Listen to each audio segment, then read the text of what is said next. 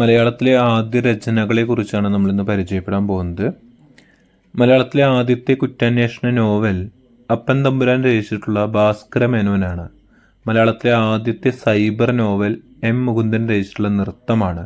മലയാളത്തിലെ ആദ്യ audio novel സക്രിയയുടെ ഇതാണെൻ്റെ പേരാണ്. മലയാളത്തിലെ ആദ്യ realistic novel Sardar KM Panikkar രചിച്ചിട്ടുള്ള ധൂമകേതുവിൻ്റെ ഉദയമാണ്.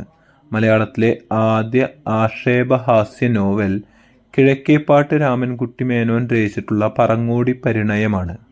മലയാളത്തിലെ ആദ്യ പിക്കാറസ്ക് നോവൽ കാരാട്ടച്യുത മേനോൻ രചിച്ചിട്ടുള്ള വിരുദ്ധൻ ശംഖുവാണ്.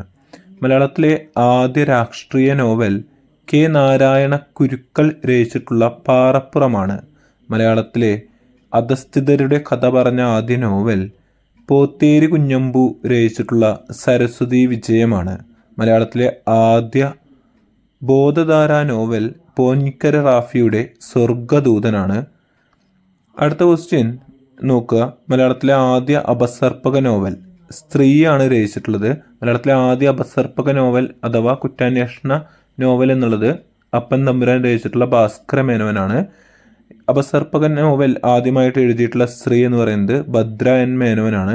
അവരുടെ കൃതി സിൽവർ ജെയിംസ് ആണ്. മലയാളത്തിലെ ആദ്യ ലക്ഷണമൊത്ത മഹാകാവ്യം എന്ന് പറയുന്നത് അഴകത്ത് E. പത്മനാഭക്കുറുപ്പ് എഴുതിയിട്ടുള്ള രാമചന്ദ്രവിലാസം ആണ്.